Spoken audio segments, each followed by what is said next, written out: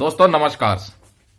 आज के वीडियो में हम वो जानकारी देंगे जो खास करके फैमिली पेंशनर्स के लिए बहुत इंपॉर्टेंट है। दोस्तों ये रूल 50 ब्रैकेट में 2 सीसीएस पेंशन रूल 2021, इसके तहत family pension payable to family of the deceased government servant, इसके बारे में जानकारी दी गई है। और जो अचानक से जो पेंशनर की डेथ हो जाती है, उसकी डेथ होने के बाद एकदम से पेंशन में जो भारी कटौती आती है, उसके ऊपर एक महत्वपूर्ण चिट्ठी निकाली गई है।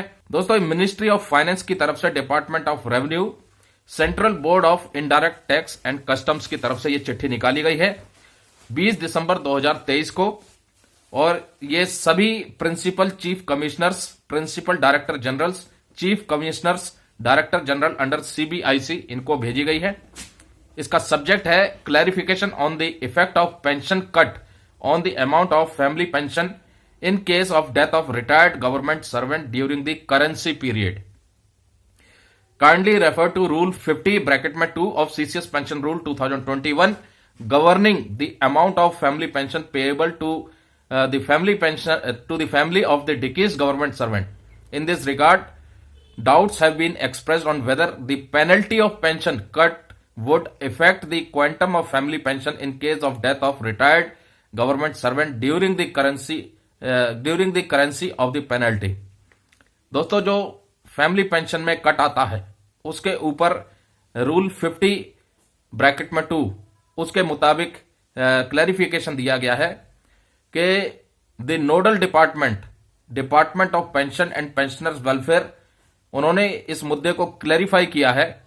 क्या क्लैरिफाई किया है कि the penalty of pension cut imposed on A government servant under rule 8 of CCS Pension Rule 2021 is not applicable for payment of family pension. जो पेनल्टी ऑफ पेंशन कट की जो पेनल्टी है, जो इंपोज होती है गवर्नमेंट सर्वेंट पर under rule 8 किसके, CCS pension rule 2021 के, वो एप्लीकेबल नहीं है पेमेंट देने के लिए। फैमिली पेंशन की पेमेंट देने के लिए एप्लीकेबल नहीं है। तो ये एक झटका है। आगे है जो फैमिली पेंशन है वो एक यूनिफॉर्म रेट पर दी जाएगी। 30% ऑफ द लास्ट पे, 30% जो लास्ट पे होगी उसका 30% दी जाएगी, सब्जेक्ट टू, लेकिन कम से कम 9,000 रुपए पर मंथ मिलेगी ही मिलेगी। जो पेंशनर्स की लास्ट पे है उसका 30% आपको फैमिली पेंशन दी जाएगी, लेकिन 9,000 से कम नहीं दी जाएगी। आगे लिखा है, however in the case of family pensioners is entitled to enhanced family pension, the amount of enhanced family pension will not exceed the pension authorised on retirement from the government service. यह भी एक clause है।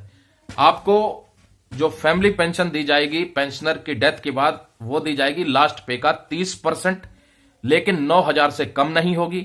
और उसके बाद जिनको enhanced family pension मिलेगी, वो एनहेंस्ड फैमिली पेंशन किससे ज्यादा नहीं होगी, जो पेंशन ऑथराइज हुई थी रिटायरमेंट के वक्त गवर्नमेंट सर्वेंट को, जब वो रिटायर हुआ था उस समय जो उसको पेंशन ऑथराइज थी, उससे ज्यादा नहीं होगी enhanced family pension.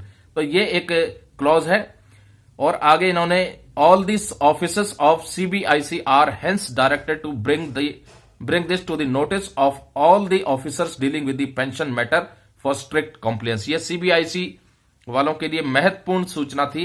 CBIC department की तरफ से, department of revenue, central board of indirect tax and customs की तरफ से ये ईमेल के द्वारा चिट्ठी भेजी गई थी कंसर्न लोगों को, कंसर्न डिपार्टमेंट को। तो ये बिल्कुल उन्होंने क्लियर शब्दों में बता दिया है कि जो फैमिली पेंशन है वो लास्ट पे, जो डिसीज्ड की लास्ट पे होगी उसका 30% दी जाएगी, लेकिन 9,000 से कम नहीं होगी। और जो इनहेंस्ड फैमिली पेंशन है वो उस पेंशन को एक्सीड नहीं करेगी जो रिटायरमेंट के वक्त गवर्नमेंट सर्वेंट की ऑथराइज की गई थी। तो दोस्तों उम्मीद करते हैं ये जानकारी आपको बेहतर लगी होगी, और इस वीडियो को शेयर जरूर कीजिएगा क्योंकि ये बहुत से लोगों के काम आने वाली जानकारी है।